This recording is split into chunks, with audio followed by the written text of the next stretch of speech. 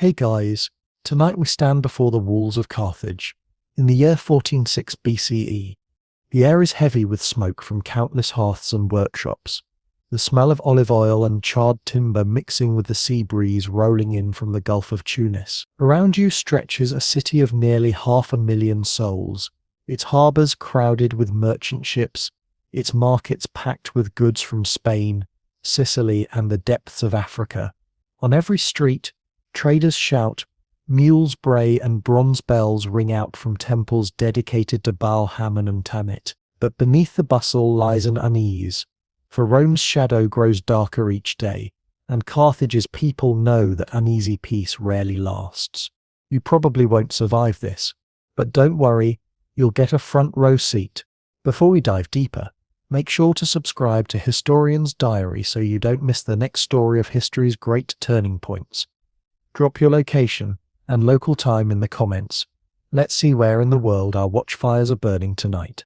And remember, this is the tale of the fall of Carthage, 1406 BCE. Stay close, breathe slow, and let the centuries peel back as you listen.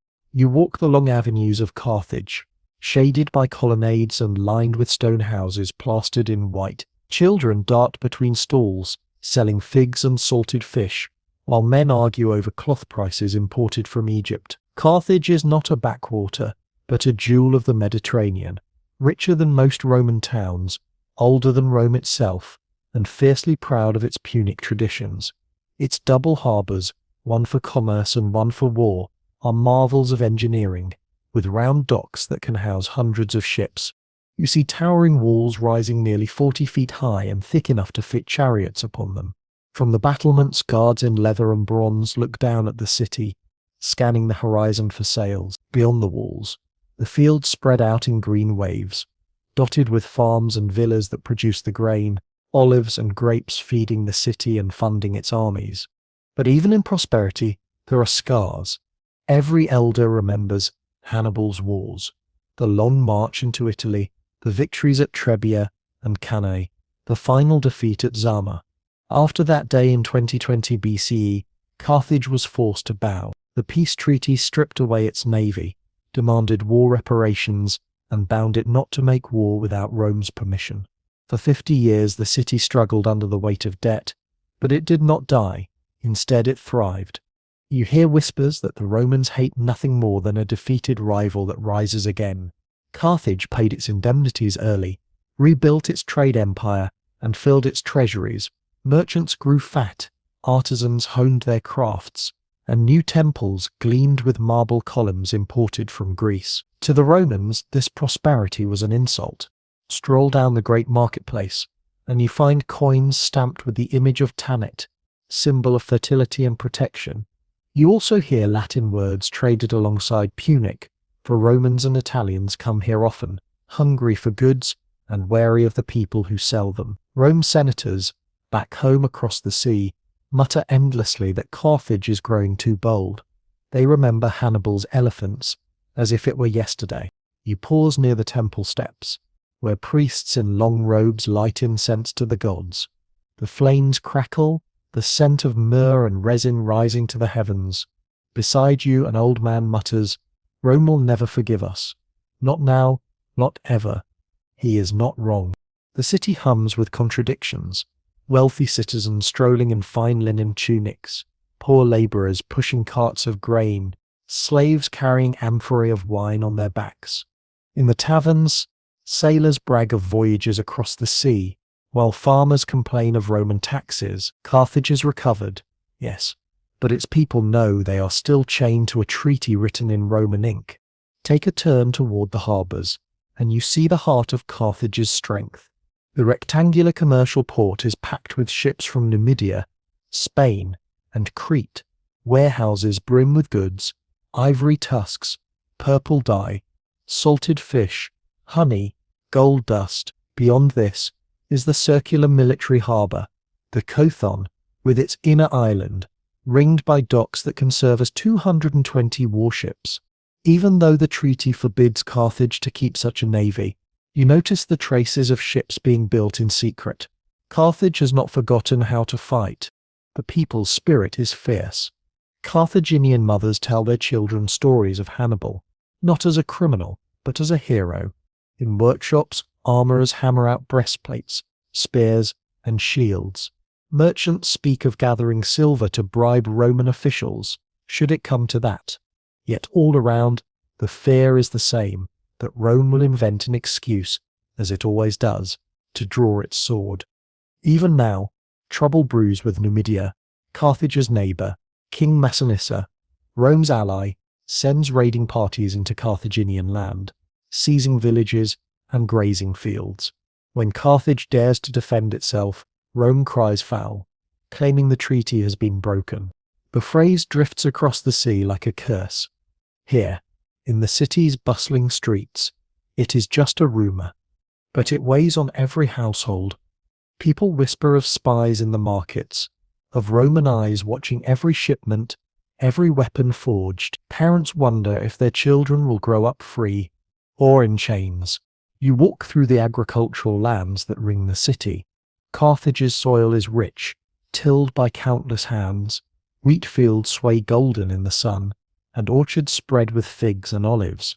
These lands are the envy of Rome, and perhaps the true reason Rome cannot let Carthage live. A nation that feeds itself, grows wealthy, and remembers its former power. That is dangerous.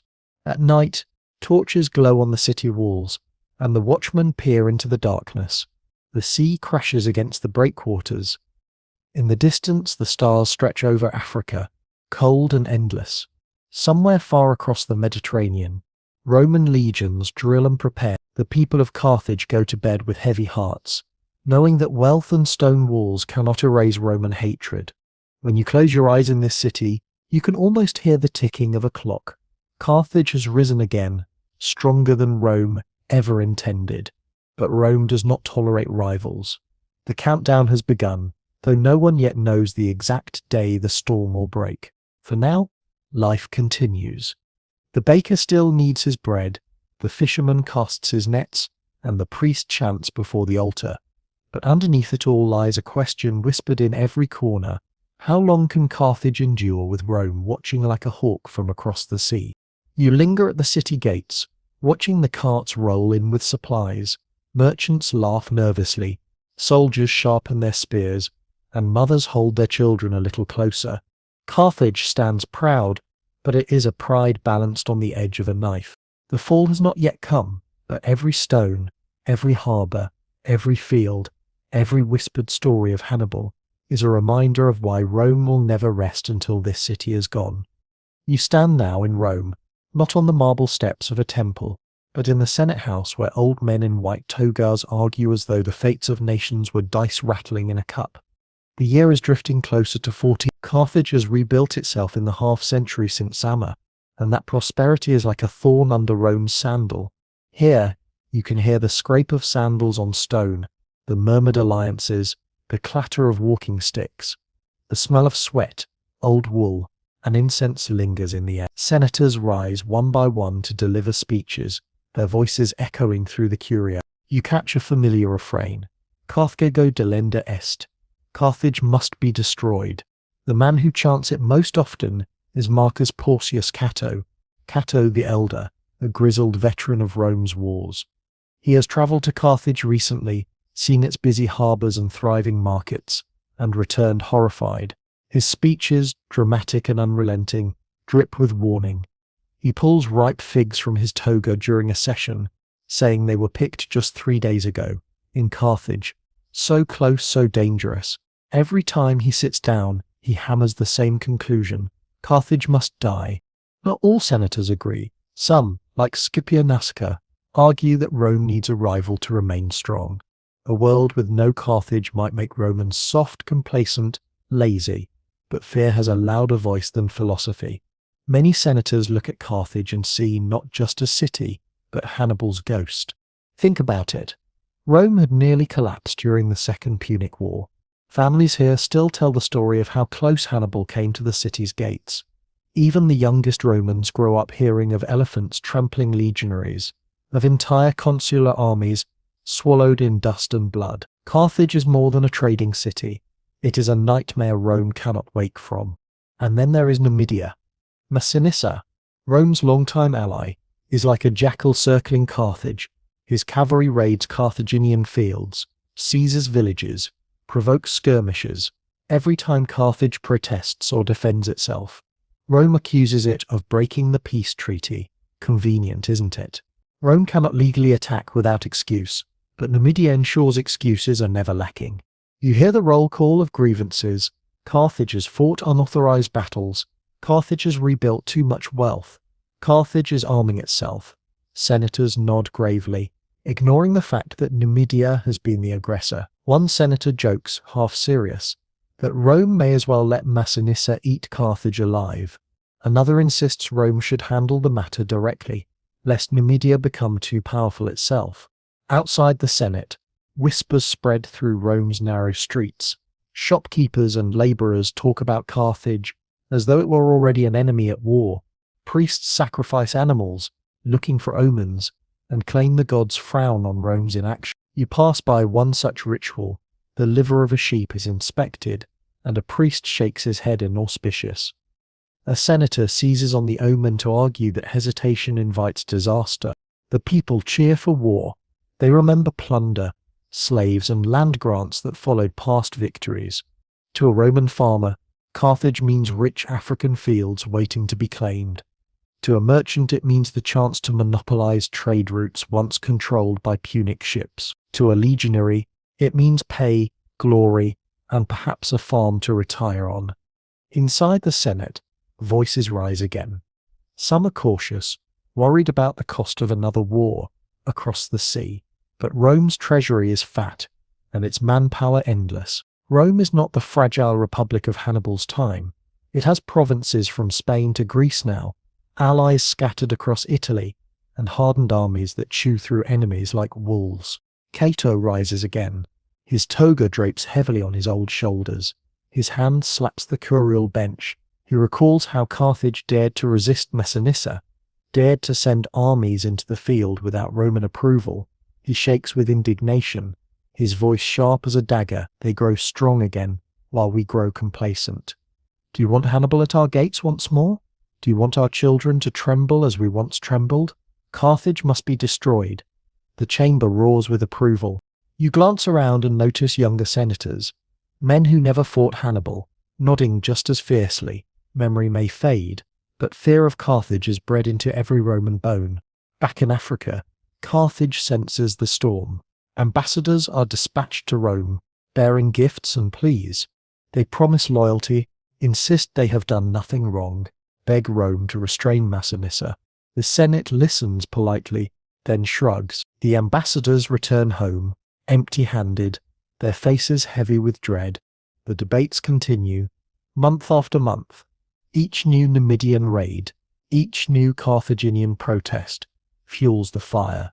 The people chant for war in the forum, waving branches of olive and laurel, as though already celebrating victory. Politicians, eager for command, see their chance. War against Carthage is not just survival. It is prestige, triumph, a line carved into history. At last, the Senate decides. The Third Punic War will begin. Roman legions will cross the sea once more. Carthage, however prosperous, however pleading, has signed its own death warrant by daring to exist. Picture the scene as messengers ride through Rome's streets with the news. Trumpets blare, sacrifices are offered, and families prepare their sons for campaign. Women pray to the gods for safe returns. Men gather to enlist, boasting of the loot they will seize. Rome has declared that Carthage must fall, and in Rome, when the Senate declares, the world trembles. Back in Carthage, the city waits.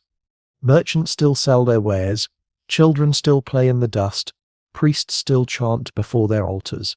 But beneath every act of daily life, the air is thick with dread. Ships sail faster, armorers hammer harder, farmers harvest as though it might be their last season. The Punic people know the truth. Rome has spoken, and when Rome speaks, swords soon follow.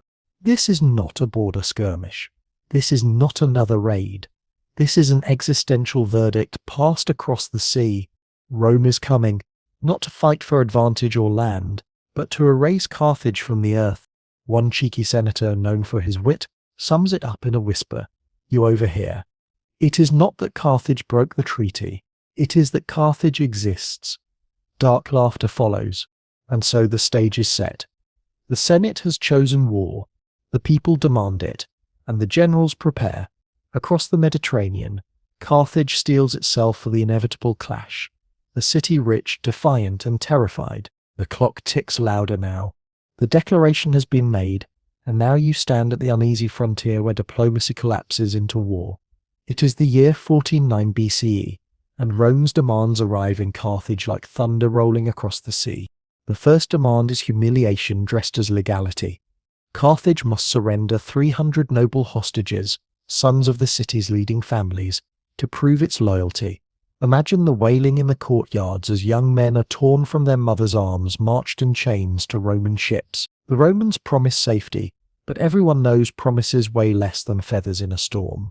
Still, Carthage complies. The hostages are sent, each a living ransom.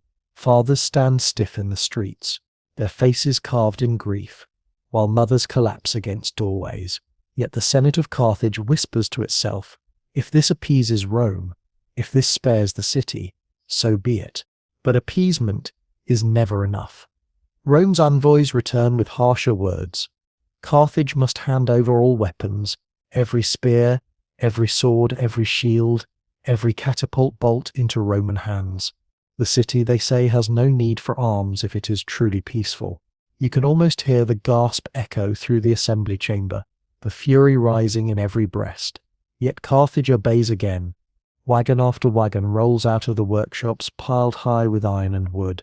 Even the sacred weapons stored in temples are hauled away. The Roman envoys smile grimly, as though they have pulled the teeth from a lion. Carthage still clings to hope. Surely Rome will be satisfied now. But then comes the final demand. The mask torn away. The city itself must be abandoned. Every citizen is to leave Carthage, burn it, and settle 10 miles inland. The walls, the harbours, the temples, all must be destroyed. Carthage is to be a memory, not a city. Here, the Senate of Carthage breaks. Men shout until their voices crack, pounding fists on stone benches. Even the most cautious statesmen, who argued for peace, feel their blood boil. Abandon Carthage? Tear down the home of their ancestors? Forsake the harbours that bind them to the sea? The temples raised to their gods? The graves of their fathers? Better to die. In the markets, news spreads like fire. Merchants shout, artisans throw down their tools, mothers clutch their children tighter. Everywhere you turn, there is outrage. The Romans want not compliance, but erasure. The choice is simple now. Surrender the soul of the city, or fight for its life. Carthage chooses war. The walls are inspected, repaired, and reinforced. Carthage's defences are legendary. 30 miles of fortifications surrounding the city. 3 lines of walls in some sections, up to 40 feet high, with towers rising even higher. Behind them lie the famous harbours, twin rings of commerce and war, guarded by massive gates of stone and timber. From the towers, you see citizens drilling with hastily made pikes and spears, their hands blistered, but determined. The professional army of old may be gone, but Carthage raises a new one, a people's army. Wealthy nobles stand beside poor labourers, each willing to fight. Even slaves are promised freedom if they take up arms. The city is alive with a grim unity it has not known in decades. Rome, of course, prepares in its own way. Across the sea, legions muster, their ranks drilled, their officers eager. Consuls draw lots for command, ambitious men, sharpening their reputations for glory. Ships are loaded with supplies, siege engines, and horses. To the Romans, this is destiny, the final reckoning with their oldest rival. But Carthage is not waiting idly. The city sends envoys to Numidia, desperate to win back allies, though most turn away too afraid of Rome's wrath. Still, some warriors slip into the city, ready to fight in secret. Others whisper that gods themselves will decide this war. Priests sacrifice bulls, reading omens in the smoke. In the temples of Baal Hammon and Tanit, prayers echo endlessly, for deliverance, for vengeance, for survival. On the streets, you overhear rumors. Some claim Hannibal's spirit will return to lead them. Others, that Rome's legions will stumble as they once did at Cannae. But many know the truth. Rome has grown even stronger, richer, and more ruthless than in Hannibal's day. This will be a fight, not for victory, but for existence. One evening, as the sun bleeds red over the Gulf of Tunis, you climb the city walls. Below you, fishermen haul in their last catches, women carry jars of water from the wells, children chase each other through alleyways. The city is beautiful, alive, and do hear laughter, tears, prayers, curses, all the voices of a people bracing for a storm they cannot escape. The first Roman sails appear on the horizon, black silhouettes against the fading light. Trumpets blare, drums pound, torches are lit along the walls. Carthage has made its choice. Rome has made its decree. Between them lies the gulf of fire. You probably won't survive this, but then again, neither will Carthage, unless the gods themselves intervene. The Roman machine begins to move, and you feel its weight before you even see its sails. Across the Mediterranean, in the bustling ports of Sicily and the coast of Italy, consuls assemble their forces with the precision of a carpenter laying a foundation. The year is 149 BCE, and Rome prepares not merely for another campaign, but for the final undoing of its greatest rival. In the consular elections, two men are chosen to lead, Manius Manilius and Lucius Marcius Censorinus. Both are eager, both ambitious, and both know that the honour of destroying Carthage will secure them immortality in Rome's annals. Neither realises yet how stubborn their foe will prove. Orders are sent out across Italy, legions to muster, supplies to be gathered, ships to be fitted for war. You walk through a Roman camp forming outside Ostia, the great port near Rome. Thousands of men gather, their armour gleaming in the sunlight, their shields stacked in neat rows, their spears tipped with iron that flashes like lightning. There is the smell of leather, sweat and fresh-cut wood, as carpenters work to construct siege engines, towers on wheels, battering rams tipped with iron, catapults wound with twisted sinew. Mules bray under the burden of supplies, sacks of grain, barrels of water, amphorae of wine. Rome moves not in haste, but in overwhelming preparation. The legions that form here are veterans of other wars. Many fought in Macedonia against Perseus, some in Spain against rebellious tribes. These are not green recruits. They are hardened men, scarred and disciplined. The Roman way of war is methodical. Dig, fortify, surround, starve, break. Naval preparations are equally impressive. The fleet gathers, triremes and quinqueremes bristling with oars and sails, their prows painted with snarling beasts of bronze. Shipwrights hammer day and night, ropes creak, and the smell of pitch fills the air. Rome will not simply march, it will descend with an iron tide. Among the officers is a younger man, not yet in supreme command, but already marked by destiny.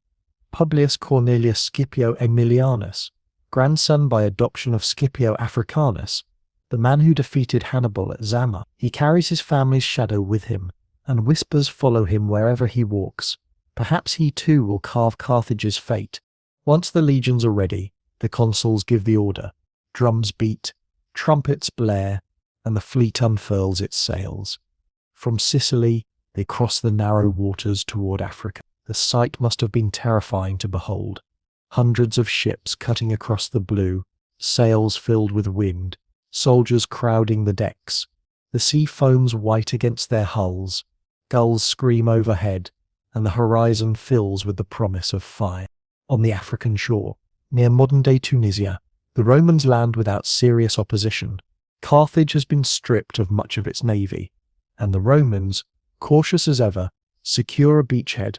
Camps are erected with precision, ditches dug, palisades raised, tents aligned in neat rows. The standards of the legions flutter in the wind, eagles of bronze glinting in the sunlight, banners marked with Roman numerals snapping above the ranks. From here, the Romans advance toward Carthage itself. Columns of legionaries march in perfect order, shields on their backs, peeler in their hands, the ground trembling under their boots. The roads of Africa echo with their steps, dust rising in their wake, behind them trail wagons of supplies, siege engines creaking, oxen groaning under the strain. The land itself seems to bend beneath their discipline. But Carthage does not sit idle. Scouts bring word of the invasion, and alarm bells ring from the city's towers. Citizens rush to finish weapons, to strengthen walls, to prepare oil and stones for the defense. The Senate of Carthage declares that the city will resist, no matter the cost. Meanwhile, the Romans march closer. At night you see their campfires dotting the horizon like a second constellation. Smoke rises in steady columns. Trumpets sound the changing of watches. The discipline is unnerving. Every movement calculated, every order obeyed. Soon, the Roman army encircles Carthage. The city's walls loom above them, massive and intimidating. Even the Romans pause, for these are no simple defences. The walls rise nearly 40 feet, with 3 layers in some places, studded with towers. From above, Carthaginian defenders shout curses and hurl javelins. Behind the walls, the harbours lie ready, a lifeline to the sea. The consuls order the first assaults. Siege towers rumble forward, their wheels groaning, covered with hides to resist fire. Battering rams swing against the gates, iron heads slamming into wood with rhythmic thunder. Catapults launch stones that smash into rooftops and walls, dust and screams rising together. Roman trumpeters blow their horns, soldiers shout, and ladders are raised against the battlements. But Carthage answers with fury. From the walls, defenders hurl stones, spears, and burning pitch. They drop iron hooks to seize ladders, dragging them, and the Romans clinging to them, down in crashing heaps. Siege towers are set ablaze, flames licking the hides until they smoke and burn. Carthaginian archers let loose volleys that darken the sky, arrows whistling into Roman ranks. The clash is deafening. Wood splintering, iron ringing, voices screaming in rage and pain. The Romans push, but the walls hold. Hours drag into days, days into weeks. Casualties mount. Carthaginian women carry water to the fighters, children gather stones to hurl, priests chant prayers to Tanit and Baal-Hamon from the rooftops. The entire city is one great defender, unwilling to yield. In Rome, senators may have imagined Carthage falling like a rotten tree, but here you see the truth. The Punic spirit is far from broken. Every street, every household, every temple feeds the resistance. Rome has brought its legions, but Carthage has brought its soul. The siege is only beginning, but already it is clear this will not be quick. The walls stand tall, the harbours remain open, and the people burn with defiance. Rome may have prepared its legions with discipline and numbers, but Carthage has prepared with desperation, and desperation can make even the weakest hand deadly. The dust settles over the battlefield as the sun sinks, red and heavy, into the horizon. Carthage still stands, smoke rising from its walls, cries echoing into the night, and you, standing in the shadow of those great fortifications, realize Rome may have come with overwhelming force, but Carthage has no intention of dying quietly. The struggle has only just begun. The first assaults have failed, and now both sides dig in for what will not be a swift campaign, but a grinding contest of will. You stand within Carthage's walls as the city transforms into a fortress under siege. It is the year 1419 BCE, and survival is now the only law. Inside the city, every hand is put to work. Blacksmiths hammer day and night, their forges glowing red as bellows roar. You watch as bronze is melted from statues, reshaped into spearheads. Iron fittings are stripped from doors and gates, reforged into swords. Women's hair is shorn, twisted into bowstrings. Even the leather from sandals and harnesses is repurposed into slings. The city has been disarmed once, yes, but Carthage refuses to remain toothless. The Senate of Carthage, once divided by factions, now finds unity in crisis. Orders are given, rations are stored, defense is organized. Leaders promise that the gods will not abandon their people.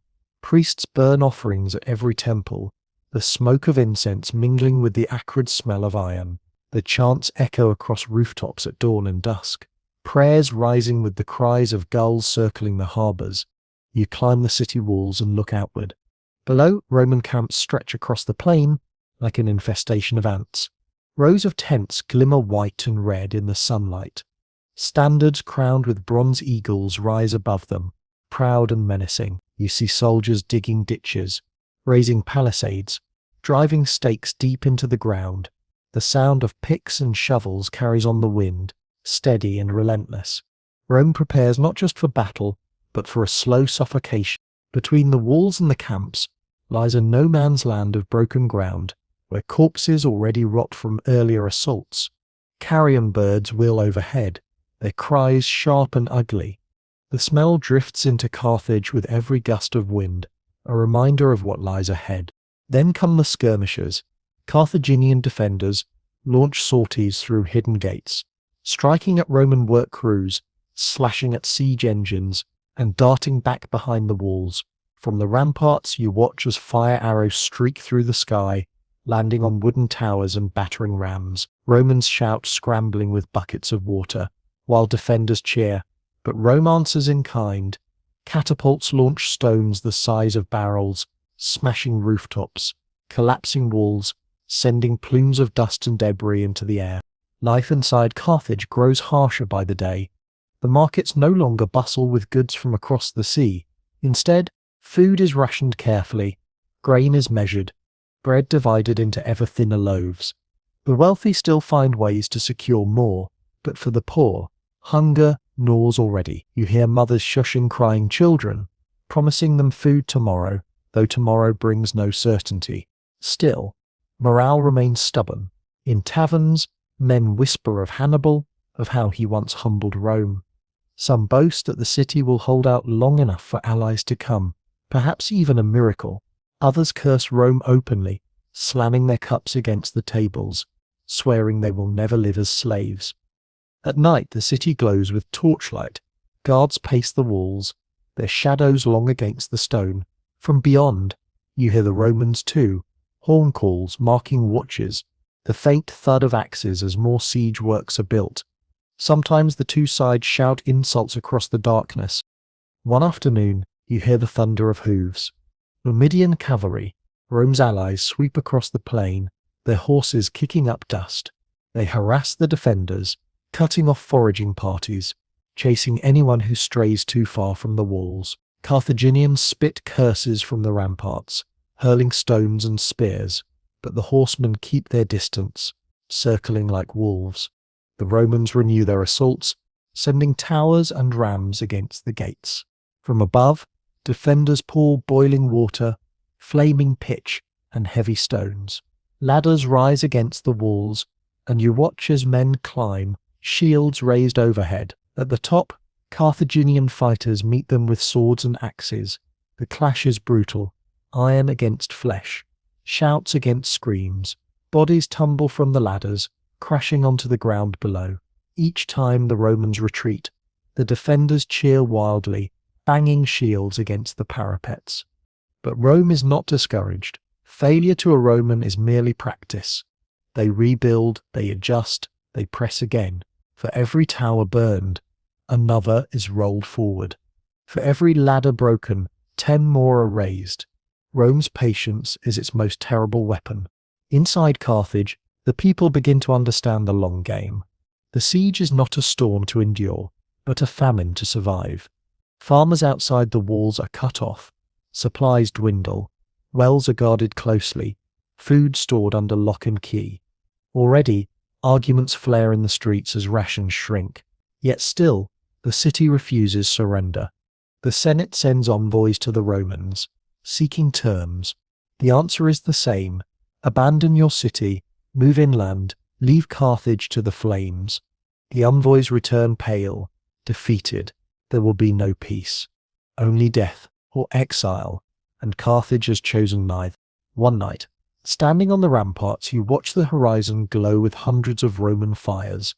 They spread across the land like a net, encircling the city. Smoke rises into the night sky, blotting out the stars. Behind you, Carthage itself flickers with torchlight, alive with the murmur of thousands bracing for another day.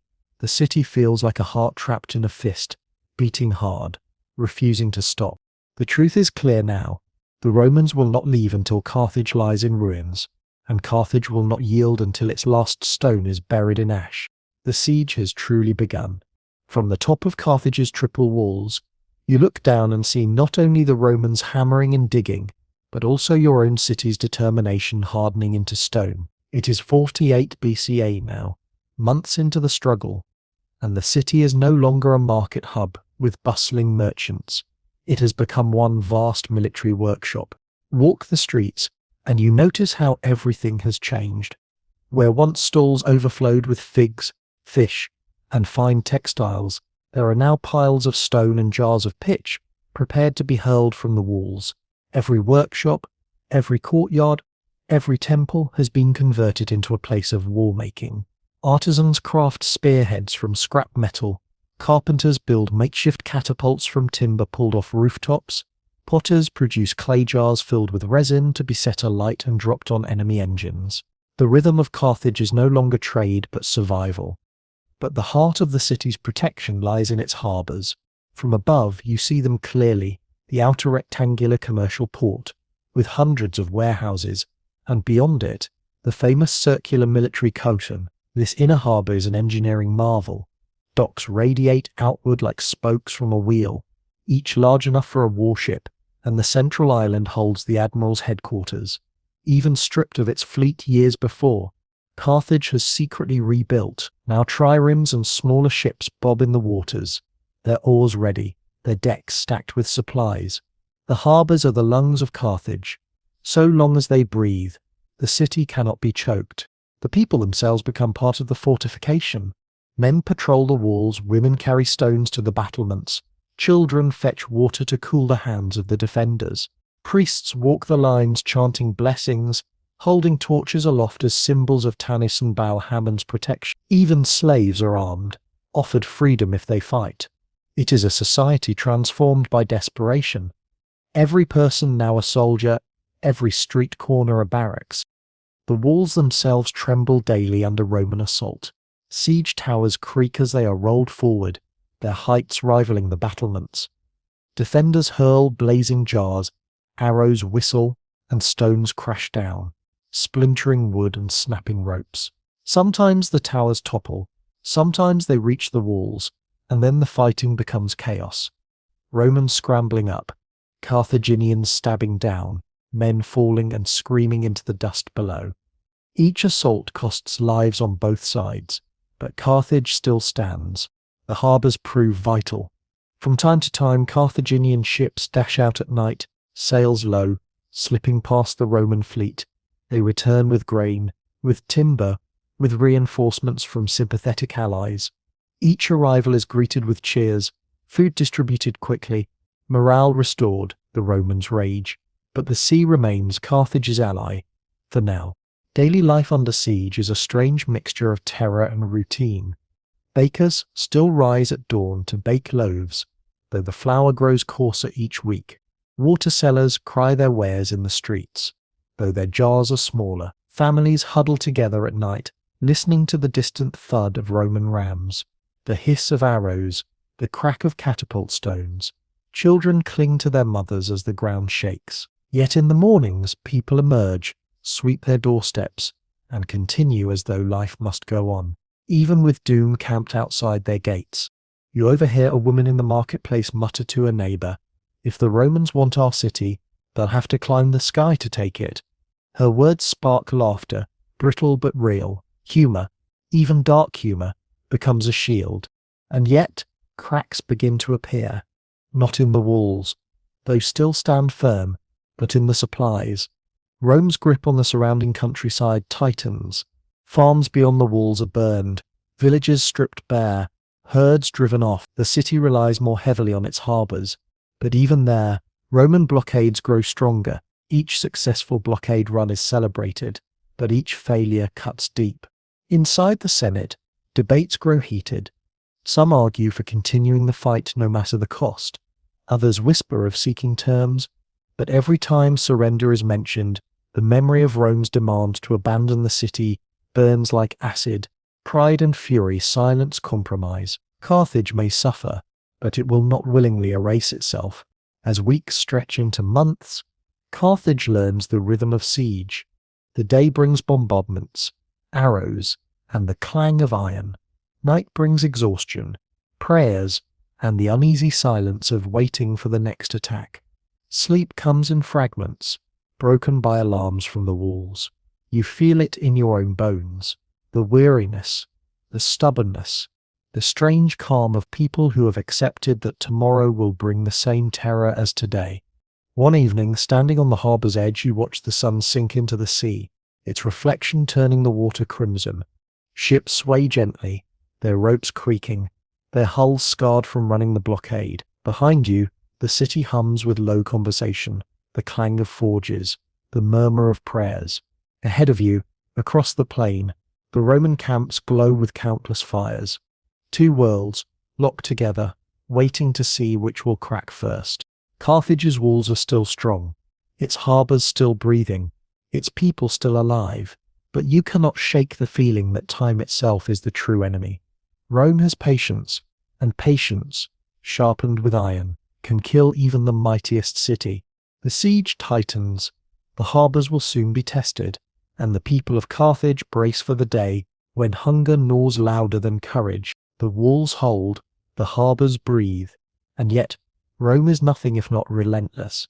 By 48 BCE, months into the siege, the Romans have already thrown themselves against Carthage's defences more than once, and each time they have been bloodied and repulsed. You can almost taste their frustration in the dust that drifts across the battlefield.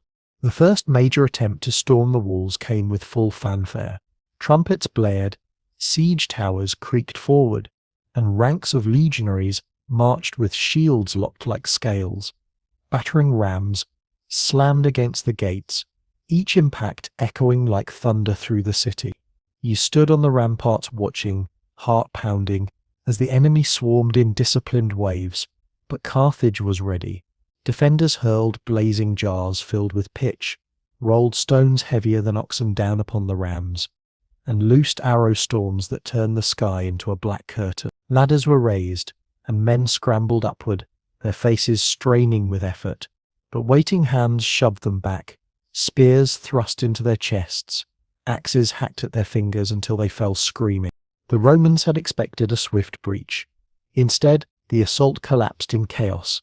Towers toppled under fire, rams splintered, ladders broke, defenders roared in triumph, banging shields against the battlements. The smell of charred wood and flesh drifted upward. Down below, the legions pulled back, dragging their wounded and leaving their dead.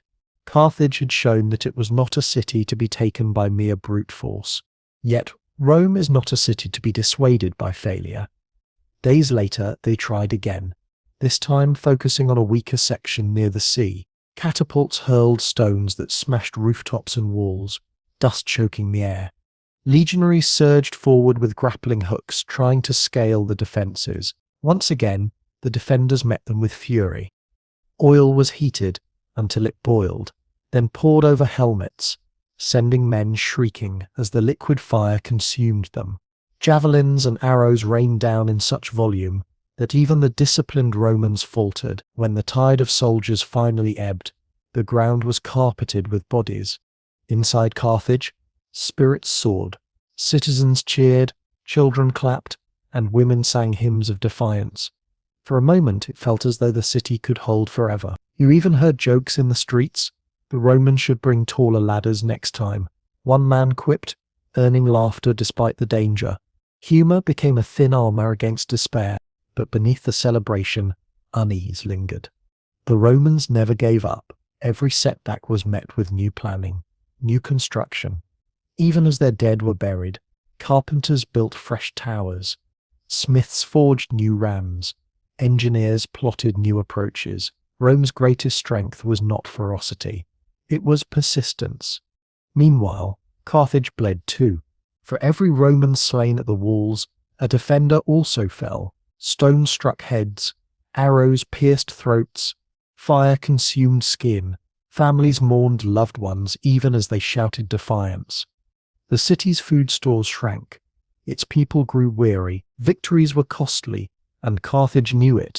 One particularly grim day, you stood near the gates as a Roman ram pounded endlessly, the wood groaning under each blow.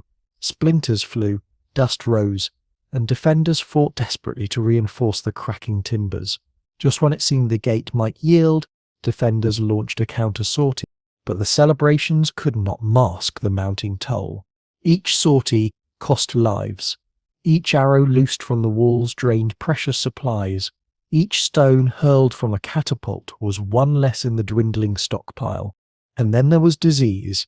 Siege warfare is a breeding ground for sickness, and Carthage was no exception. The crowded city, the stench of unburied corpses, the smoke of burning engines, all mixed into a miasma that sickened rich and poor alike. Coughs echoed through narrow streets, fevers raged, and the healers' supplies dwindled. Priests offered sacrifices, claiming the gods would lift the pestilence, but the sick continued to die. Meanwhile, the Romans too suffered. Their camps sprawled across the plain, exposed to Africa's heat and swarming with flies. Dysentery spread, fevers struck, morale wavered. Stories spread of legions losing hundreds to sickness before even reaching the walls. The Carthaginians, watching from their towers, jeered and shouted insults claiming the gods favored them. But deep down, you know the Romans can endure losses that would cripple any other power. Their supply lines stretch back to Sicily and Italy. Their manpower is immense. What they lose, they can replace. Carthage, isolated and blockaded, can. Every loss is permanent. Every death a crack in the city's armor. Still, the defenders refuse to yield. Night after night the walls blaze with torches, shadows moving along the battlements, eyes fixed on the Roman camps. Priests continue their chants. Families continue their prayers. Soldiers continue their watch. The people of Carthage fight not just for survival but for dignity. The early Roman assaults have been beaten back, but everyone knows this is only the beginning. Rome does not abandon a war. It learns, adapts, and returns with greater force. Carthage has won time but not safety. The siege stretches on, and with it, the slow, grinding pressure that will test the city's strength to its limits. The defenders boast that Carthage has humiliated Rome again. The wise know better. Rome is patient, and patience can outlast even walls of stone. By the middle of 47 BCE, the siege of Carthage had dragged on for nearly 2 years.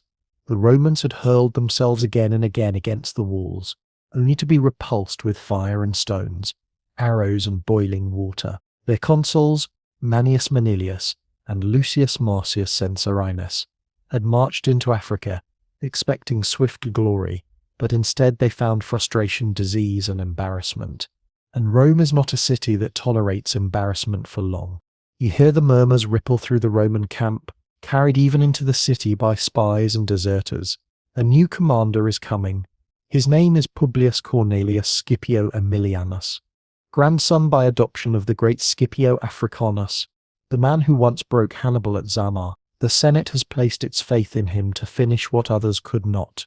When Scipio arrives, the difference is immediate. He is younger than most commanders, but he carries himself with quiet authority. His men respect him instantly, not because of his lineage alone, but because he eats with them, sleeps on the ground beside them, and shares their hardships. Where other generals barked orders, Scipio leads by example. You can see how the soldiers' eyes light up when he passes, how their shoulders straighten. Rome has found its hammer. His first task is to restore discipline. The Roman camps, swollen with idlers, gamblers, and camp followers, have grown lax. Scipio cracks down with ruthless efficiency. He expels non-combatants, tightens rations, and enforces order with punishments, swift and public. Drills resume at dawn, and soldiers once dulled by waiting are honed again into a blade. Morale does not sink, it hardens. Scipio also reorganizes the command. Instead of haphazard assaults, he institutes systematic strategies. He strengthens the camps with new ditches and palisades, ensuring Carthaginian sorties can no longer wreak havoc so easily. Patrols become sharper, sentries more alert, supply lines more secure. Slowly, the disorder that plagued Rome's first efforts fades, replaced by grim efficiency. Inside Carthage, word of this new commander spreads quickly. Some scoff after all. His predecessors failed. Why should he succeed? Others remember his grandfather and grow uneasy.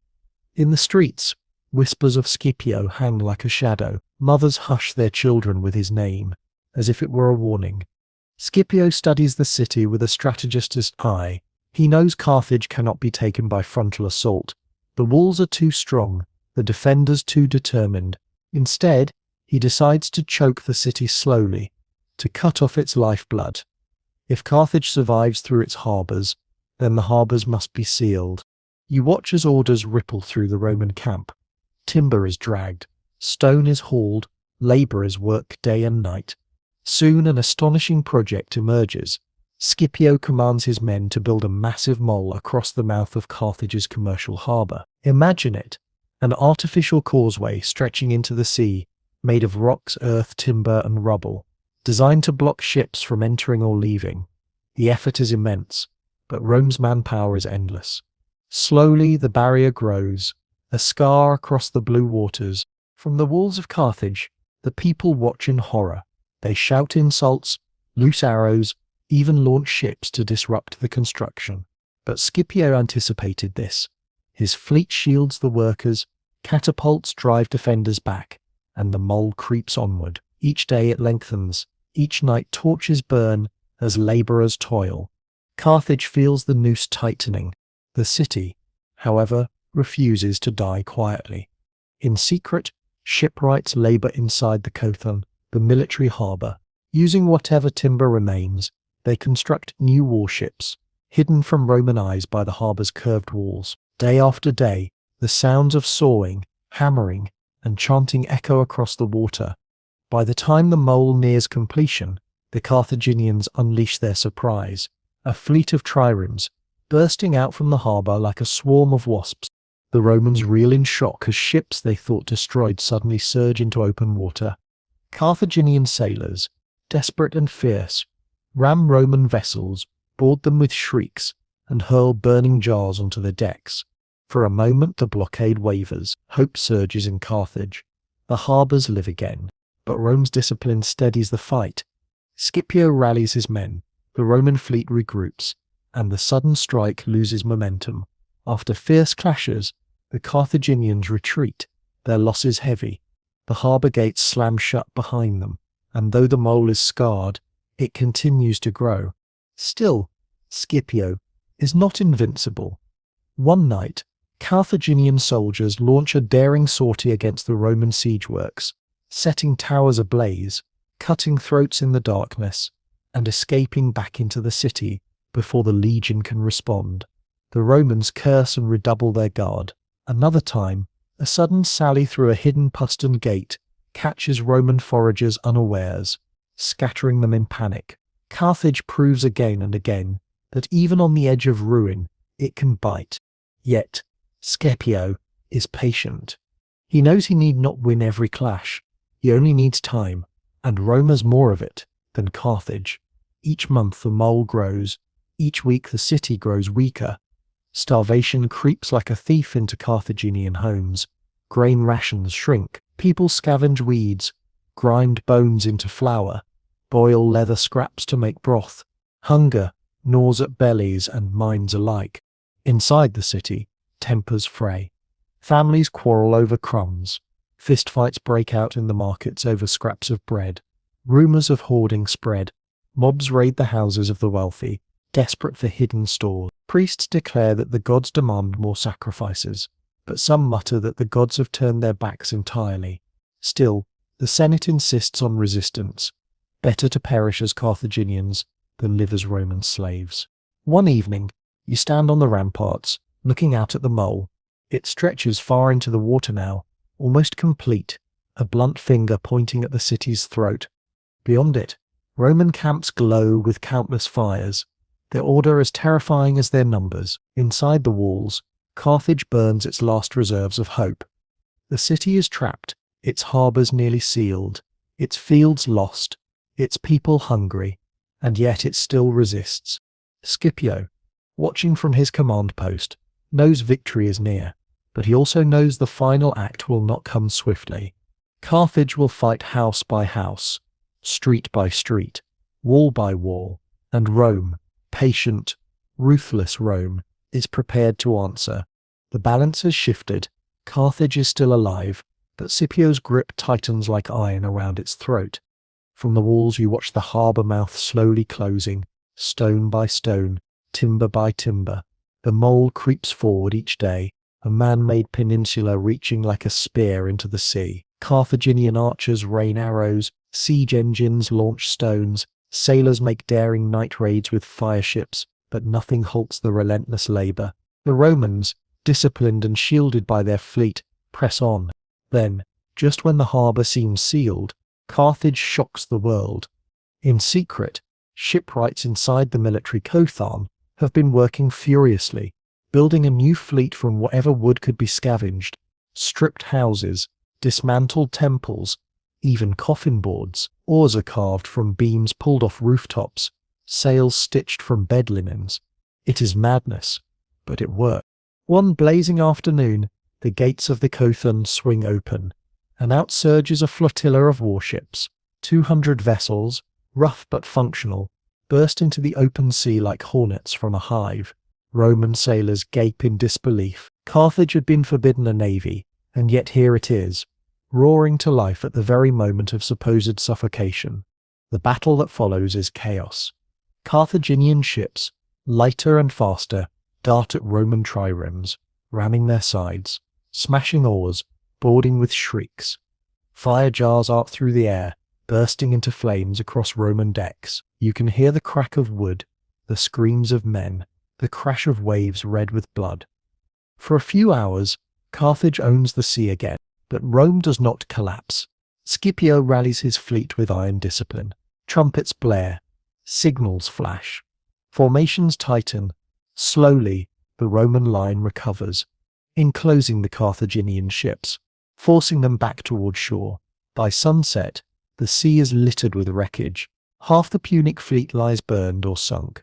The survivors retreat into the Kothan, the gates slamming shut behind them. The victory is incomplete, but Carthage has bought time. The harbour is not yet fully strangled, and morale surges briefly. Citizens cheer the sailors as heroes. Mothers weep with pride, priests proclaim divine favour. But beneath the celebrations lies grim reality. The fleet cannot be replaced again. Timber is gone. Supplies are dwindling, and each battle bleeds the city further. Scipio, meanwhile, presses harder. He tightens the blockade on both the commercial harbour and the Kothan. He builds towers and platforms along the mole bristling with catapults and ballistae to keep Carthaginian ships bottled inside. The Romans dig trenches and raise walls of their own, not only to contain Carthage, but to protect themselves from sorties. Hunger becomes the city's cruelest enemy. Rations shrink to almost nothing. Bread is baked with sawdust. Soup made from boiled weeds. Dogs and cats disappear from the streets. Then rats. People strip bark from trees, gnaw on leather scraps, crush bones for powder. Disease follows hunger. Crowded alleys reek of waste. Water supplies foul. Fevers spread unchecked. You walk the streets and see bodies wrapped in cloaks waiting for burial. Families too weak to carry them to the necropolis. Priests lead processions of the sick to the temples, chanting for mercy, but the gods remain silent. The Romans know this suffering is their sharpest weapon. They wait, content to let hunger and plague do what battering rams could not. Scipio forbids reckless assaults.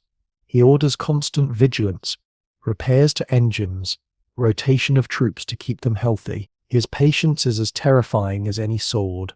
Yet Carthage refuses surrender. The Senate meets daily, its members gaunt and hollow-eyed but unyielding. To give up now would mean exile and slavery. Better, they argue, to fight to the last stone. Ordinary citizens echo this resolve. You overhear one old woman telling her starving grandson, "Remember Hannibal, better to die with his name than live with theirs." Still, despair creeps in. Some try to escape by night, scaling the walls with ropes. hoping to slip past the Roman lines. Most are caught, dragged back, and executed as traitors. Others hoard what little food they can find, hiding it from neighbours, trust phrase, and the unity that once bound the city begins to crack. From the walls you see Roman patrols tightening their cordon. No one leaves Carthage now. The countryside is barren, stripped bare by Roman foraging.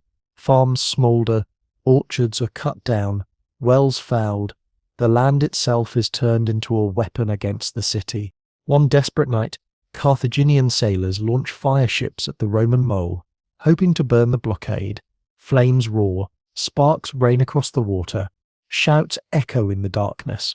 For a moment the mole blazes, but the Romans douse the flames, rebuild by morning, and the blockade endures. The people grow gaunt, their eyes sunken, their steps slow. Children stop playing, too weak even to cry. Yet on the ramparts defenders still raise their shields, still hurl stones, still loose arrows. Pride keeps them upright long after strength should have failed. And you, standing among them, feel the weight of inevitability. Carthage is still defiant, but defiance cannot fill empty stomachs. The blockade tightens, the harbours choke, and starvation gnaws deeper with every passing day. Rome does not need to storm the city. Not yet. It only needs to wait, and waiting is what Rome does best. By the winter of 1407 BCE, hunger is no longer a shadow. It is the master of Carthage. You can hear it in every alley, in every market stall, in every prayer whispered to gods who seem to have turned away. The siege is no longer simply a contest of iron and fire. It is a slow torture, one that works its way into the bellies and bones of an entire people. The city's granaries, once swollen with the harvests of fertile African fields, now stand hollow and echoing. The countryside has been stripped bare by Roman patrols. No caravans reach the gates, no ships slip through the blockade. Each household measures survival in crumbs. Bread rations are reduced to crusts as thin as a finger. You watch families huddled in corners of courtyards dividing loaves so small that even the youngest children chew them without satisfaction. Cats, dogs, and donkeys vanish first. Their bones crack in cookpots, their meat traded in whispers. Then the rats are hunted, fried, stewed, roasted. If anyone still has oil, soon even vermin become rare.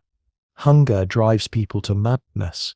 Leather belts are boiled until soft enough to chew. Grass and weeds are pulled from between paving stones and mashed into bitter paste.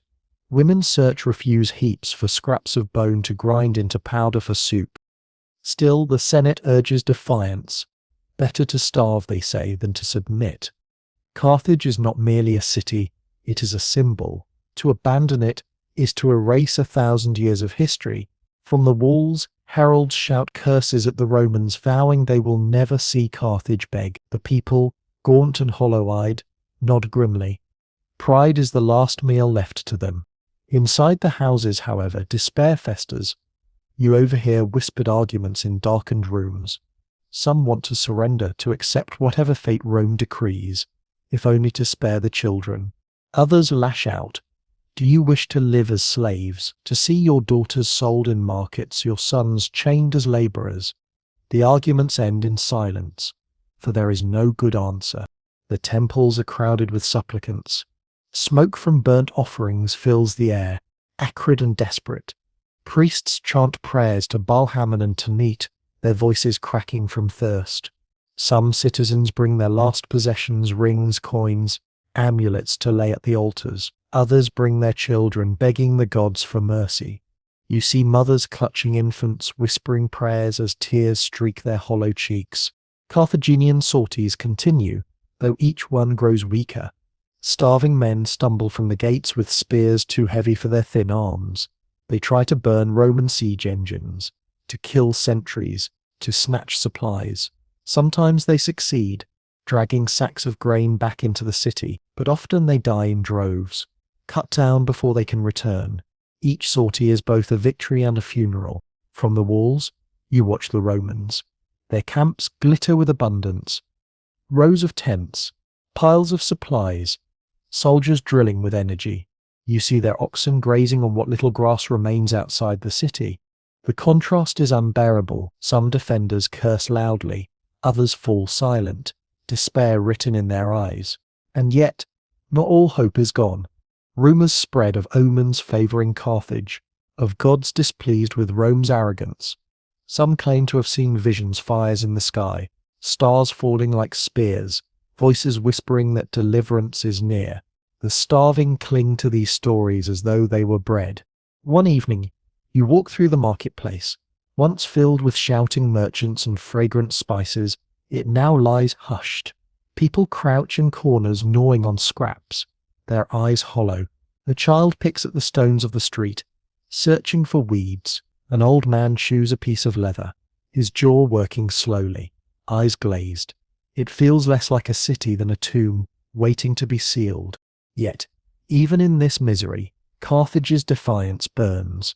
On the ramparts, soldiers still stand watch.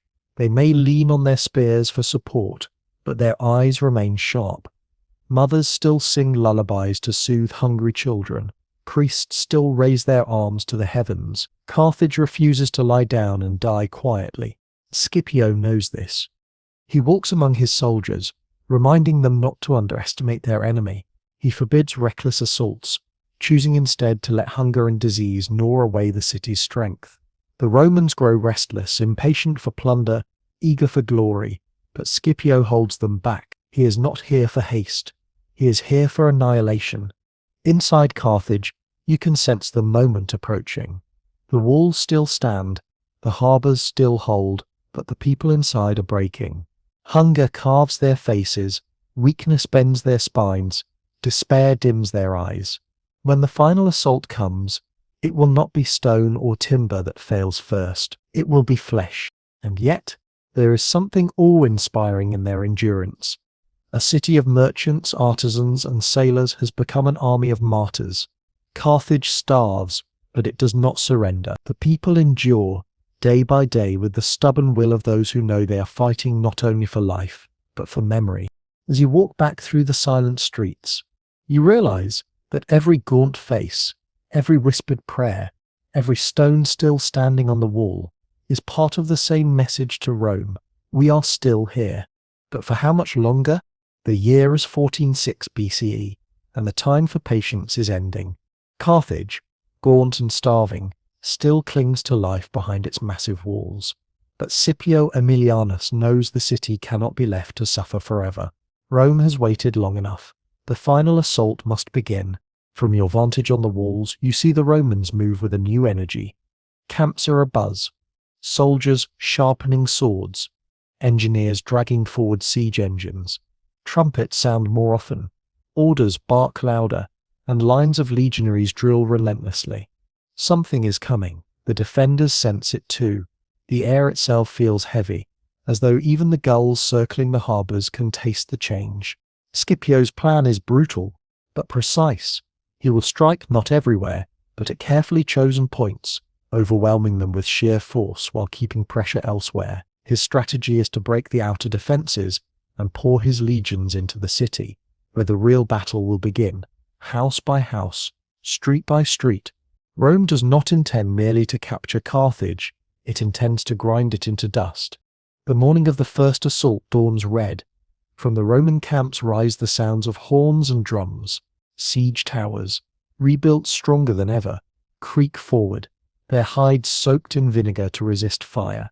Battering rams, iron-tipped and shielded, are dragged by sweating oxen to the gates. Catapults sling stones that smash into towers and ramparts, sending shards of masonry raining down.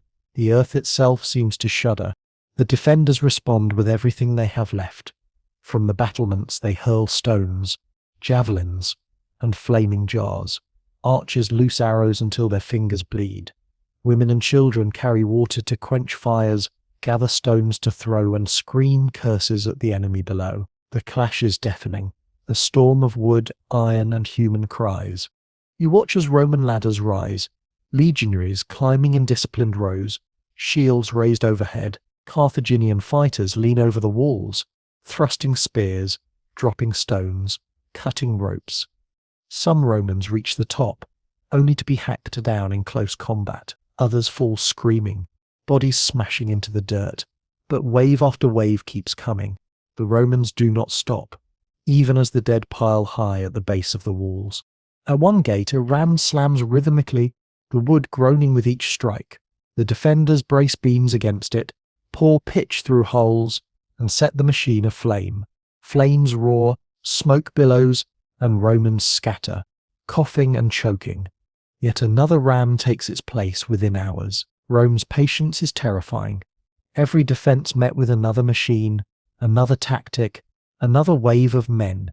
By nightfall, the walls still stand, but the defenders are exhausted. The streets are littered with broken weapons. The wounded groan in courtyards. Priests chant over the dead. Families weep quietly, but still the city refuses to yield. Scipio, frustrated but not deterred, adjusts his tactics. The next day, he orders simultaneous attacks at multiple points, stretching the defenders thin. Siege towers loom on the horizon. Rams crash at the gates. Scaling ladders scrape against the walls. The defenders rush from tower to tower, desperate to repel each assault. Their strength wanes. Their supplies dwindle. Their courage is tested beyond endurance. On the third day, a section of the outer wall finally cracks. Catapult stones have weakened it. Rams have pounded it. And defenders too starved to fight as before can no longer hold. The wall collapses in a thunder of stone and dust. Roman horns blare in triumph, and legionaries surge forward through the breach. Carthaginian fighters hurl themselves into the gap, swords flashing, shields splintering. The fighting is savage, hand to hand, bodies pressed so tight you can hardly see where one man ends and another begins. For hours the breach is a cauldron of blood. Defenders fall in heaps, but Romans fall with them. The ground becomes slick, men slipping on the blood of their comrades. At last the Carthaginians retreat to inner defences, abandoning the breach, but leaving piles of their dead behind. The Romans hold the gap, horns blaring, banners rising above the ruins. Carthage has been pierced. Panic spreads through the city, but so does fury. The Senate orders barricades raised inside the streets, every corner fortified, every alley prepared for defense. Families drag stones to build walls across intersections, pour oil to be set alight when the enemy advances. Even in starvation, the people refuse to give in. For Rome, the breach is only the beginning. Scipio knows the true battle will not be won on the walls, but within the labyrinth of the city itself. He orders his men to prepare for urban warfare, something legions dread, but cannot avoid. That night, Carthage trembles with the sounds of preparation. Hammers echo as barricades rise. Mothers sharpen knives for their sons. Priests light torches on rooftops to hearten the people. The air is thick with smoke, dust and fear. From your place among the defenders, you feel both terror and awe. The Romans have broken the walls, but Carthage still breathes, still fights, still refuses to bow. Tomorrow, the fighting will spill into the streets, and the city itself will become the battlefield. Scipio has begun his final assault. The walls are breached, the gates are battered, and Carthage braces for the storm that will rage not outside, but within. The final struggle is here. The walls are no longer the frontier. Rome has pierced them, and now the battlefield lies in the narrow streets and twisting alleys of Carthage itself. The year is 1406 BCE, and the clash that was once a siege is turning into a nightmare of urban war. You are no longer looking down at the enemy from lofty ramparts, you are pressed against them in the dark, the smell of sweat and smoke choking your lungs, the cries of the wounded echoing between stone walls. The breach gapes like a wound. Through it, legionaries pour into the outer quarters, their shields raised, their pila ready. The defenders meet them with fury. At every street corner, barricades of stone and timber rise. Manned by gaunt men who barely have strength to stand, they hurl spears, thrust pikes, and swing axes with desperate energy. Behind them, women and children feed them stones and boiling water, shrieking curses at the advancing Romans. The first encounters are brutal. Romans advance in tight formation, shields locked, gladiators stabbing in short, controlled thrusts. Carthaginian defenders, fighting without order but with raw passion, throw themselves into the fray. Bodies pile in the intersections, Romans forcing their way forward inch by inch, defenders clawing to push them back. Dust fills the air, mixed with the metallic tang of blood. The streets themselves become weapons. Carthaginians fight from windows and rooftops, dropping tiles, hurling pots of burning pitch, launching javelins from above. Romans raise their shields overhead in testudo, tortoise formation, advancing under the rain of missiles. The clash is relentless. The scrape of iron, the shouts of officers, the screams of men crushed under falling stones. Scipio directs the assault with cold precision. He orders the legions not to spread too thin, but to take the city block by block, house by house. When defenders barricade a street, Romans smash through the walls of houses, creating new passages. You hear the crash of timber as walls collapse, men bursting into courtyards where families huddle in terror. Fire follows them, torches hurled onto rooftops, flames leaping from one house to another. Soon, whole quarters blaze, the night sky glowing orange. Smoke chokes the air, driving people from their shelters into the waiting swords of the legions. Carthage answers with savage ingenuity. Defenders dig pits in the streets, covering them with boards and dirt, so Roman soldiers stumble and fall into spikes. They roll heavy wagons down sloped alleys, crushing men in their path. They light fire traps in courtyards, luring legionaries inside, before setting the exits ablaze. For every Roman who advances, a dozen ways to die wait around each corner. The fighting becomes a blur of chaos. In one square, you watch legionaries storm a barricade, only to be driven back by a counterattack of citizens wielding axes and clubs. In another, a band of Carthaginian youths ambushes a Roman patrol, stabbing wildly before being cut down in turn. The city rings with constant noise, horns, screams, collapsing walls, the roar of flames, and through it all, the people starve. Hunger gnaws even as they fight. You see men so thin their armor hangs loose, staggering with exhaustion, yet still raising their weapons. Women with hollow cheeks stand on rooftops hurling stones until their arms fail. Children carry buckets of water, their steps faltering. Every family contributes. Everybody becomes part of the defense, no matter how frail. The Romans adapt, as they always do. They fight not with reckless charges, but with patience, carving forward step by step. When a street cannot be taken, they bypass it, sealing defenders inside burning houses. When a barricade resists, they batter through walls, flanking it. When rooftops rain missiles, they bring up catapults to smash buildings into rubble. The city itself is dismantled as they advance. Yet amid the horror, defiance remains. In one street, you watch a mother lead her sons, boys barely into their teens, into battle with slings and daggers. They fight until they fall, their bodies laid gently beside each other by weeping neighbors. In another, an old priest stands in a doorway, chanting prayers as legionaries cut him down. Even in death, the people refuse to surrender. Scipio witnesses the carnage with a heavy heart. Though ruthless, he is not blind to the suffering. Ancient sources later claimed he wept at the sight of the burning city, murmuring lines from Homer about the fall of Troy. Whether true or legend, the image lingers. A Roman general, awed and horrified by the destruction his legions unleash. Still, his orders remain firm. Carthage must fall completely. No mercy, no compromise. Each day, the Romans push deeper, securing one quarter, then another.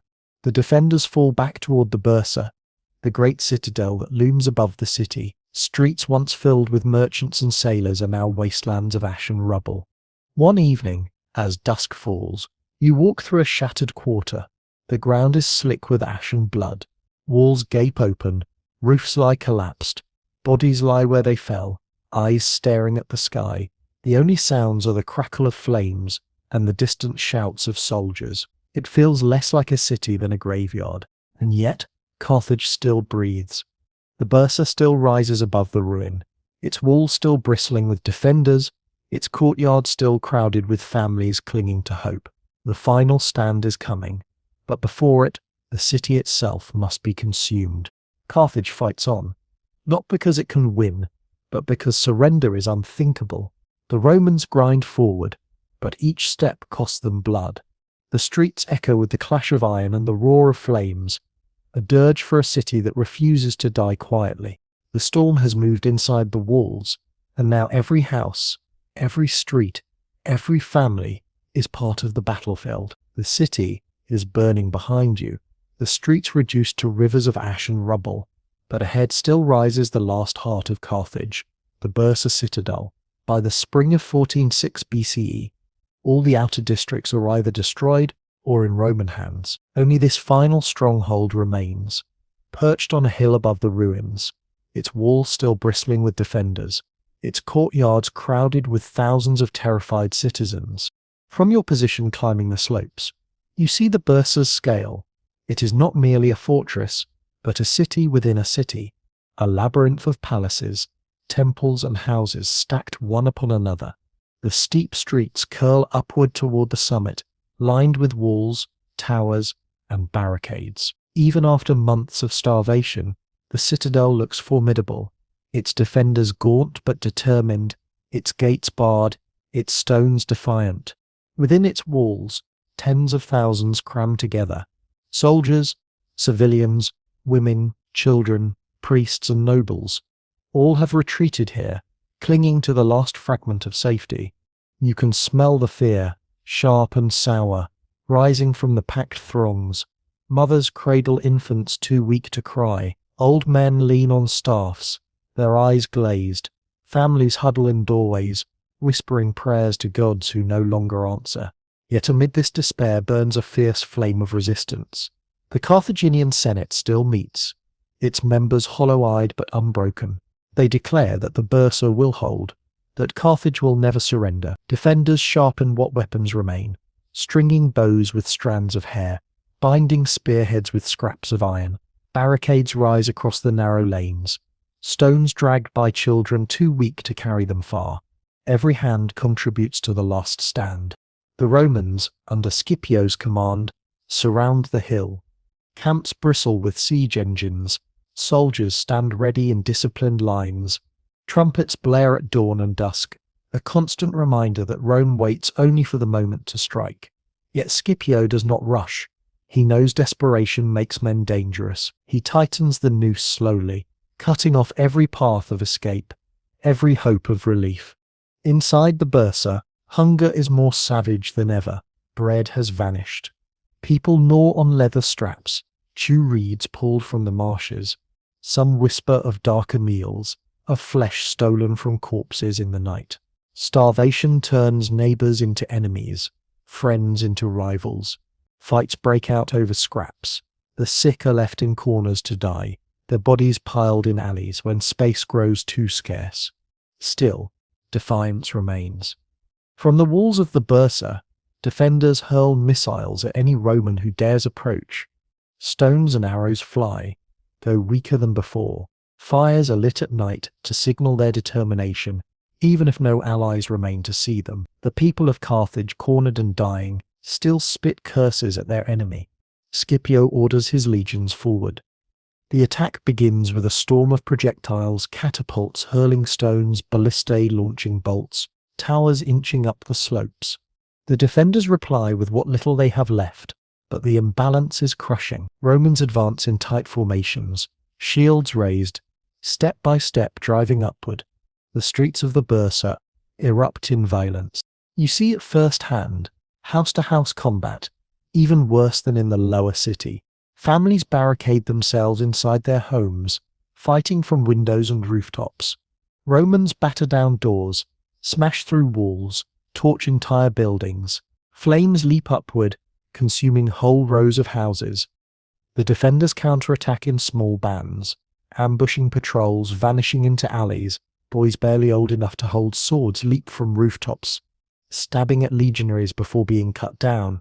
Women hurl stones from upper windows, their hair wild, their faces streaked with soot. Even the elderly clutch knives, striking at Romans who storm into their rooms. Every street becomes a battlefield, every house a fortress. Scipio orders no quarter. The legions push relentlessly, slaughtering all who resist. Fires spread uncontrollably, driving survivors deeper into the citadel.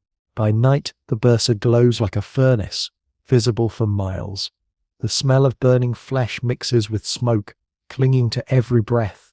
Yet amid the horror, acts of courage shine. You watch as a group of Carthaginian nobles, clad in tattered armor, rally their men for a charge down a main street. Though outnumbered, they hurl themselves into the Roman ranks, cutting down soldiers before being overwhelmed. Their bodies are trampled into the dust, but their defiance inspires cheers from those watching from rooftops. Still, the advance continues. Day after day, Romans force their way higher into the citadel. Barricades crumble, streets are cleared, temples are seized. The defenders fall back toward the summit, each retreat costing them more lives. The Bursa shrinks, the last redoubt within the last redoubt. By now, the citizens are ghosts of themselves. Starvation carves their bodies, smoke blackens their faces, despair hollows their eyes, yet they fight on. Even children hurl stones. Even mothers clutch knives. The Bursa is no longer a fortress of stone. It is a fortress of will, refusing to collapse until the very end. Scipio watches from his command post, his expression unreadable. He sees the courage of the Carthaginians, but he also knows there can be no mercy. Rome did not come to spare. It came to erase. The citadel must fall, and with it Carthage itself. As you climb the steep streets one evening, you see the sky above glowing orange, the air thick with ash. The cries of the dying echo around you, mingling with the clash of steel and the crackle of flames. Behind you, the city lies in ruins. Ahead, the Bursa still stands, smaller now, weaker, but still defiant. The final stronghold of Carthage is cornered. Its people are starving, burning, dying, but not surrendering. The Bursa is a grave waiting to be sealed, and yet within it beats the last pulse of Punic pride. The last stand is beginning. The Bursa still rises above the ruins, a smouldering crown on the head of a dying city. It is spring of 1406 BCE, and the final act of Carthage is being written in smoke and blood. From the Roman camps below, you see the citadel glowing at night with the orange of endless fires. Hear the constant clamour of combat. Smell the stench of burning wood and flesh carried on the sea breeze. Rome has forced the enemy back into this last stronghold, and now the hammer falls. Scipio Aemilianus orders the assault renewed at dawn. Trumpets blare, drums thunder, and the legions advance up the slopes in disciplined ranks. Their shields gleam in the morning light, their pila bristle like thorns. Siege towers creak forward once more, their tops filled with archers and slingers, who rain death onto the defenders above. Catapults launch stones into the citadel, smashing walls and rooftops, sending clouds of dust billowing upward. The Carthaginians, though starving and exhausted, still resist. From the upper walls of the Bursa, missiles rain down, stones, javelins, flaming jars hurled by hands trembling with weakness, but steady with rage. Gaunt men brace barricades across the steep streets, meeting Roman shields with desperate thrusts. Women run alongside them, carrying stones and boiling water. Children scavenge arrows from the ground to hand back to fighters. Even priests join the defense, their chants turning to battle cries. The fighting climbs street by street. Romans push uphill, their shields locked, their swords stabbing relentlessly. Carthaginians hurl themselves from rooftops, dragging legionaries down with them in death. Families fight together in doorways, mothers and sons side by side, until they are cut down. Whole houses become fortresses, barricaded with furniture, defenders stabbing through windows until flames consume them. Scipio orders no mercy. His soldiers torch houses as they go, forcing defenders into the open. Flames leap from roof to roof, smoke choking the sky. The sound of collapse echoes again and again as entire blocks are consumed. Ash drifts down like snow. The Bursa is turning into a furnace, and within it, a people are being incinerated. The defenders, knowing their end is near, choose death on their own terms. Some families gather in their homes, setting fire to the walls and lying down together, embracing as the flames consume them. Others hurl themselves from the citadel walls rather than be enslaved. You see one group of young men, armed only with daggers, charge into a mass of legionaries, cutting and slashing until they are buried under Roman blades. They fight not to win, but to die as free men. At one temple, hundreds take refuge. When the Romans force the doors, they find men, women, and children clustered together, singing hymns to Tanit as the smoke thickens. The legionaries hesitate, unnerved by the sight, before setting the building aflame. Their screams echo long into the night. Scipio himself climbs partway into the bursa to observe. Ancient sources say he wept, recalling Homer's lines about Troy's destruction. Whether tears fell or not, his orders remained steady. Advance, burn, destroy. Rome has no intention of leaving survivors to rebuild another Carthage. As the Romans press deeper, the last pockets of organized resistance collapse. The defenders retreat higher and higher, until only the summit remains. There, thousands of civilians crowd together in panic. Women clutching infants, elders muttering prayers, soldiers glaring defiantly, though too weak to stand. The air is thick with ash, the ground hot with embers. The bursa is more tomb than fortress now. The final breakthrough comes when Romans breach the upper gates. They surge inward, shields raised, swords flashing. Panic erupts among the crowd. Some rush forward with makeshift weapons, only to be cut down. Others fall to their knees, begging for mercy. Still others fling themselves into the flames rather than face chains. The citadel becomes a chaos of slaughter, smoke and despair. One noble woman, clad in tattered robes, gathers her family inside her burning house. With calm resolve, she kills them and then herself, choosing fire over slavery. Stories like hers multiply, entire families vanishing into smoke rather than kneeling to Rome. Still, thousands are captured. The Romans bind them in chains, driving them down the slopes like cattle. They are the lucky ones, destined for markets, their lives to continue as slaves across the empire. For the rest, there is only fire and steel. By dusk, the bursa is in Roman hands. Flames roar from its summit, visible for miles across the sea. The last stronghold of Carthage has fallen. The citadel, once a symbol of pride and defiance, is now a pyre. The screams fade into silence, replaced by the steady crackle of fire and the tramp of Roman boots. Scipio surveys the ruin. Around him, his officers cheer, soldiers plunder, and standards rise above the smoking hill. Yet even in victory, he is said to have murmured words of dread, that Rome itself one day might share the same fate. Carthage, the great rival of Rome, the queen of Africa, the city of merchants and sailors, is finished.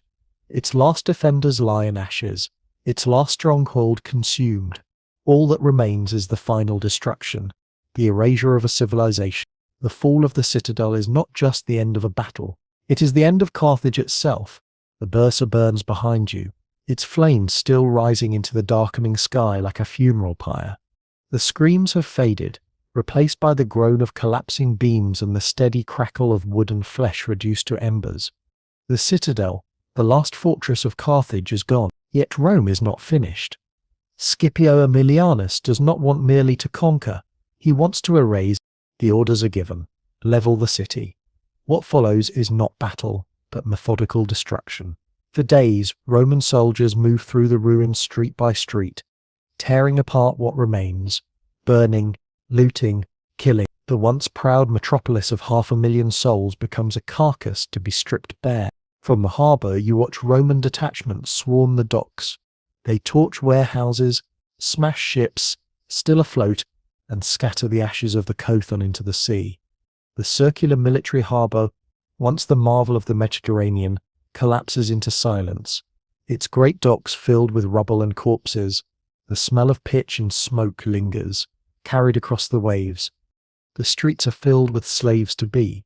Tens of thousands of survivors, women, children, the elderly, are dragged from hiding places. Some are pulled from cellars, others from temple crypts. others still from the ashes of burned homes. Chains clink as they are bound together in lines. Their eyes are blank, their cheeks hollow, their steps unsteady. A once proud people, reduced to human cargo. Families are torn apart. Mothers wail as their children are ripped from their arms. Husbands are dragged one way, wives another. A boy too young to walk is tossed to a soldier. His fate no different from a sack of grain. The sobs and cries echo through the ruins, though few have the strength left to resist. Looting begins in earnest. Roman soldiers storm through surviving homes, ripping treasures from walls, smashing open chests, golden ornaments from temples, ivory carvings, silver vessels. Anything of value is seized and piled into wagons bound for Rome. Statues of gods are toppled, their faces shattered. Even the sacred shrines are desecrated, their treasures stripped, their sanctuaries defiled. Carthage's gods are mocked as powerless, their temples reduced to rubble. At Scipio's command, systematic demolition follows. Entire districts are set aflame, house after house torched until nothing but smoking ruins remain. The crackle of fire becomes the city's last song, the black smoke its last crown. For 17 days the destruction continues without pause. Roman soldiers pry apart walls stone by stone, dragging timbers into piles to burn. Every building, palace, market, bath, hovel is erased. You walk through what was once the great marketplace. The colonnades are toppled, the stalls reduced to ash. In the forum where merchants once shouted and children once played, there is only silence and smoke. At the harbours, statues that once adorned the Kython are hurled into the sea. Marble columns crash into the water, sending up splashes that quickly vanish into ripples. The sea itself seems to grieve, waves lapping against the ruins of docks now charred and broken. Survivors who resist are slaughtered. Some too weak to walk are executed where they lie. Others, clutching their last possessions, are run through by Roman blades. Pockets of resistance flare briefly, small bands of starving men charging with knives and clubs, but they are cut down in moments. The city's spirit flickers, then dies. The most poignant sights are the mass suicides. Families, unwilling to endure slavery, hurl themselves into flames or leap from high towers into the rubble below. Mothers kill their children before ending their own lives, choosing death over Roman chains. These acts haunt even hardened legionaries. Some soldiers shake their heads in awe, muttering that the Carthaginians are braver in death than in life. Through it all, Scipio walks the ruins. His face is said to have been stern, unreadable, though ancient writers claim that at one moment, as he gazed upon the city's collapse, he wept. Looking at the Inferno, he is said to have quoted lines from Homer about the fall of Troy, musing aloud that one day Rome too might share the same fate. Whether these words were truly spoken or embroidered by later historians, the image is unforgettable. A Roman general, victorious, yet haunted by the mirror of his enemy's ruin. By the end of the 17th day, Carthage is no longer a city. It is a wasteland, blackened stones, smouldering timber, charred corpses. This is all that remains of the jewel of Africa. Where once stood temples to Baal Hammon and Tanit, there are only ashes. Where once merchants shouted in the markets, there is only silence. Where once ships crowded the Kothon, there are only rippling waters reflecting the smoke-stained sky. The population of Carthage, once 500,000, is reduced to tens of thousands of captives, all of them destined for the slave markets. They will be scattered across the Roman world, from Sicily to Spain to the far provinces. Their names will vanish, their children raised in foreign tongues. Carthage as a people will cease to exist. Rome celebrates. Trumpets sound in the camps, soldiers cheer, standards wave, messengers are dispatched to the Senate, carrying news of total victory. Across the sea, Romans will rejoice, temples will host sacrifices of thanksgiving, and poets will sing of Scipio's triumph. The nightmare that haunted Rome since Hannibal's march is over. But for you, standing amid the ruins, the celebration feels hollow. The air is thick with smoke and ash, the ground hot with embers, the cries of captives lingering in your ears. Carthage is gone, not conquered but obliterated, and with its fall, An ancient light has been extinguished. Rome has achieved its goal. Carthage must be destroyed. And Carthage is destroyed. The smoke has not yet cleared when Rome begins to write the final lines of Carthage's story. The city is gone, its temples toppled, its harbours silent, its streets blackened to ash.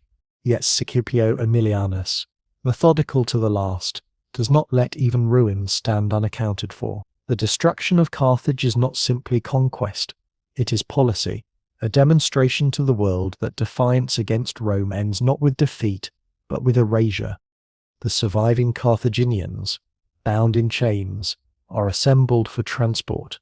Tens of thousands, though a fraction of the population that once thrived here. Soldiers drive them together in columns, their feet dragging, their eyes vacant. Children stumble, mothers steady them with bound hands. Elders collapse in the dust only to be whipped back to their feet. The silence is broken only by sobs and the clank of iron.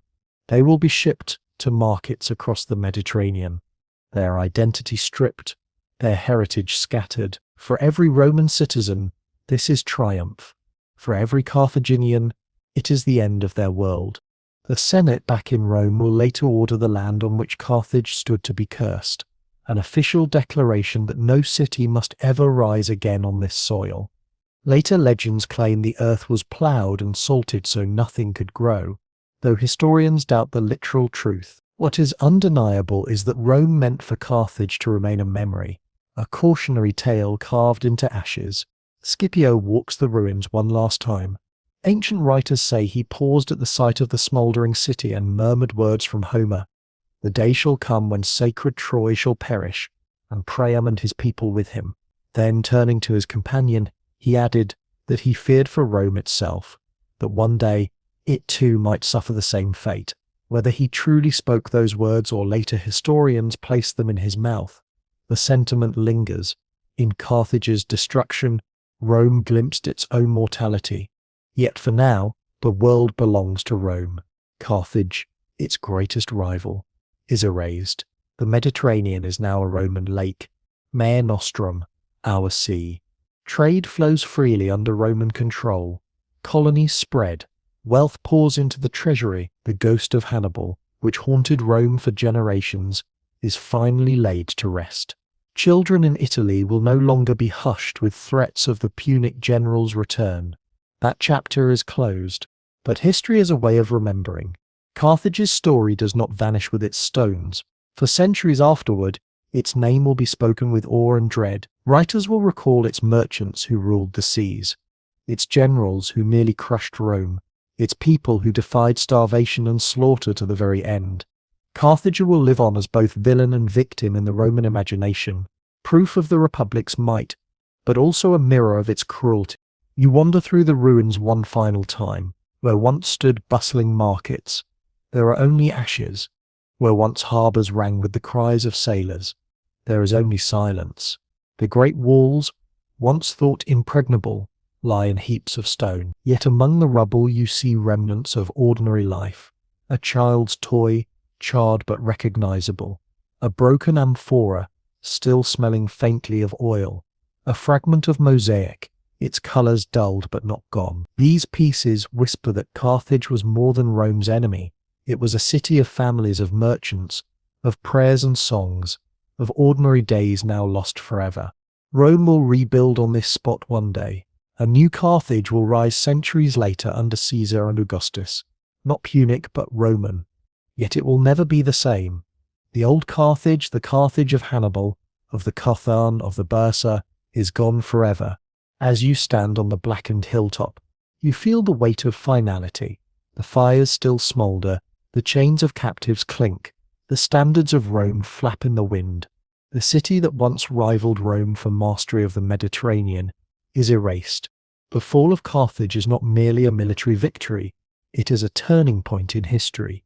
It marks the end of one world and the beginning of another, a world where Rome stands alone, unchallenged, its power absolute. For now, because as Scipio understood, no empire lasts forever.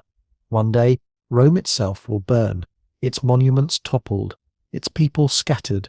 But here, in 1406 BCE, As Carthage's ashes settle, Rome believes itself eternal. The city is gone.